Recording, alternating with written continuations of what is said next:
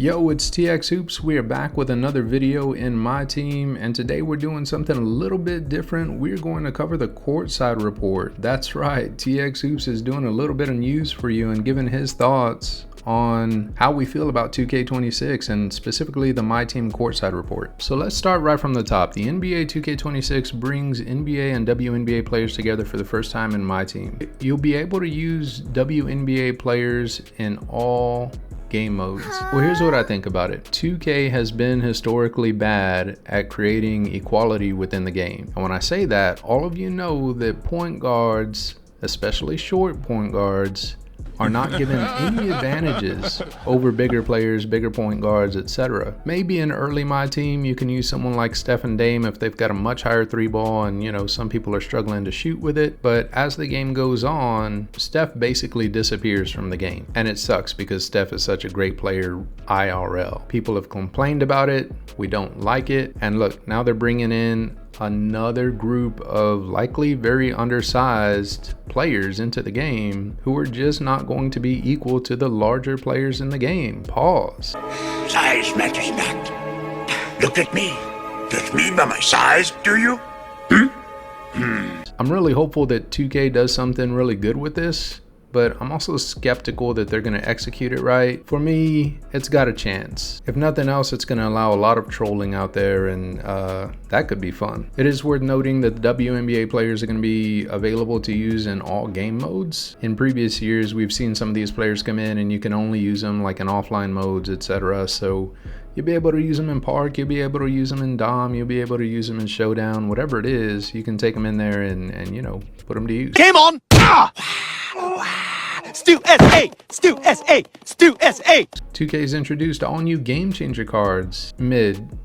Like, some of the examples are activating a rep or MyTeam points multiplier for your next game, recovering a win streak in Showdown, auto winning a breakout game. Like, I don't know, it could speed up maybe your progression in the game and you get some extra MT out of it, question mark. But other than that, I mean, you know, it is a new facet to the game. It introduces something a little bit new. My expectation of it though is it's going to be mid. It's going to be mid. We'll see what 2K does with it. Triple threat park at night. You know, I see a lot of people kind of hating on this, but low key, like, if I have the option in playing in the courts that are available right now and I have the option of playing in these courts that are lit up by the lights, just for the experience, give me this one.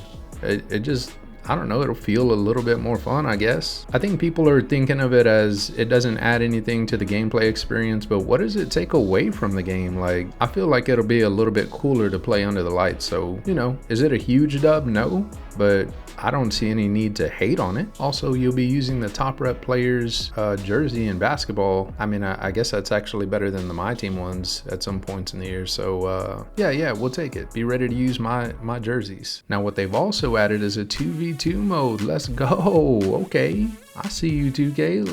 Let's add some more modes to this in my team. 2v2 I think is something that's pretty popular in the my player world. I'm excited to see what this does in my team. I mean, make it take it. That'll be a little bit interesting. You got to get the stops, you got to get the ball back. But if it's just you and your boy playing the game, like, this gives you another option instead of trying to find a third or getting kicked off of spots, etc. Like, hey, go out there and hoop on the 2v2s. It also says there's going to be more rewards. I know Mike Wang had noted that you can go beyond the regular 5 streak and get that top reward multiple times, which would be kind of cool if you're getting packs all the time. But another thing he talked about was the streak buster prizes. So if you go on and beat someone on a 10-game streak, you get the rewards for 5-game streak and 10-game streak, or in the example here, if you break a 15-game streak, you get the 5, 10, and 15-game streak prizes all at once. That is a huge dub. Again, I think people were talking bad about this, talking about competitiveness and, you know, how it's going to make it more challenging. But for me, like, when you're out there playing and you get on a 10-game streak, all of a sudden the game stops. You don't get games anymore. And it takes a long time for someone to roll up. If this is going to encourage people to roll up on you in the 10-game streak, like, let's do it.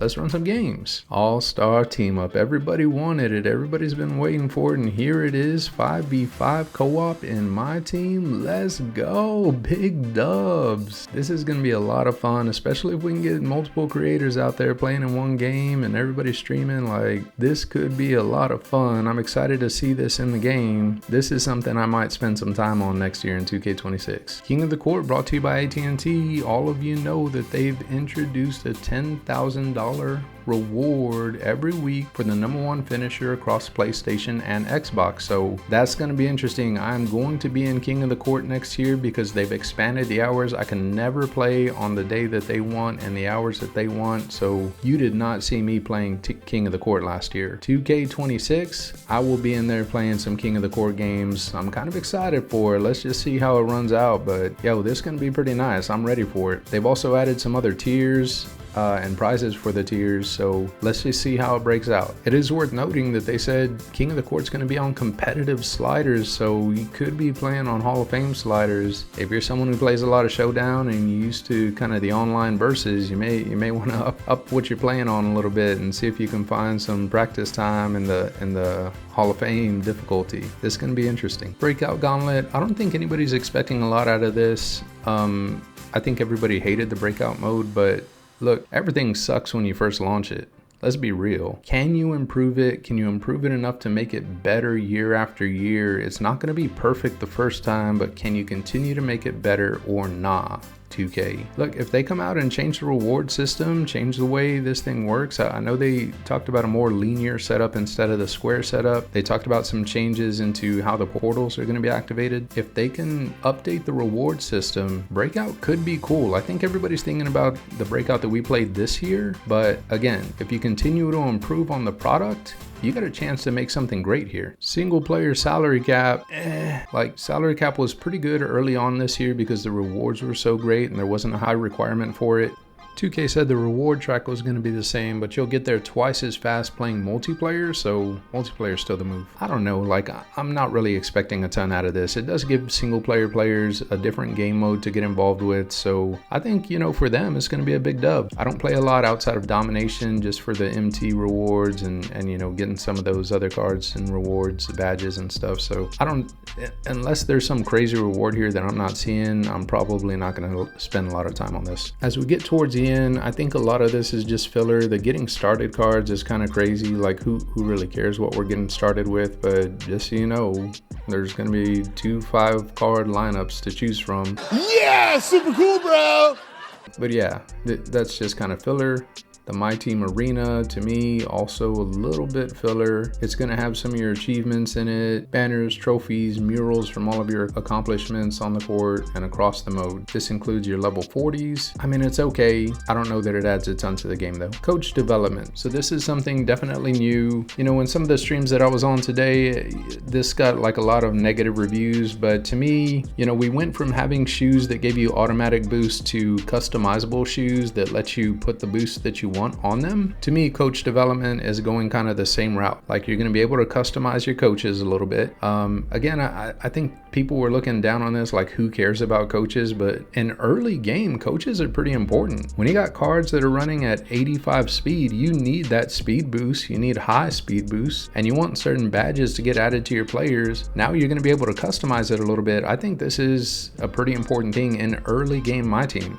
And I think it's getting overlooked a little bit. Victory cards in the exchange. When you win a game in My Team competitive mode, showdown, salary cap, etc., you will earn a victory card that not only has the rep gem tier of the opponent you beat, but also the team logo, game date, final score, game mode, and whether or not the opponent rage quit. Where were we? Oh yeah, your giant man-sized balls.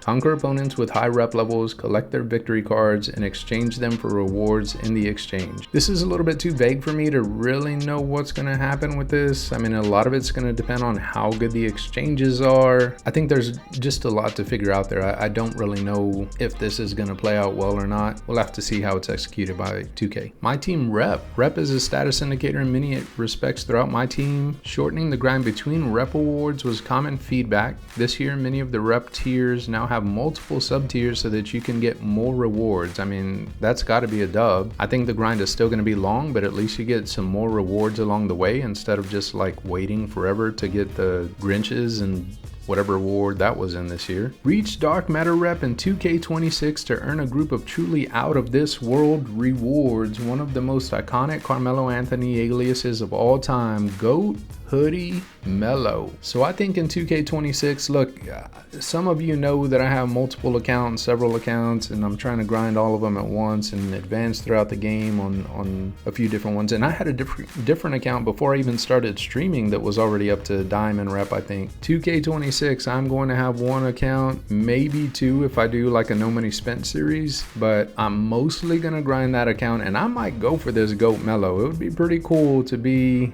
hey, running out there with my GOAT Mellow, Hoodie Mellow.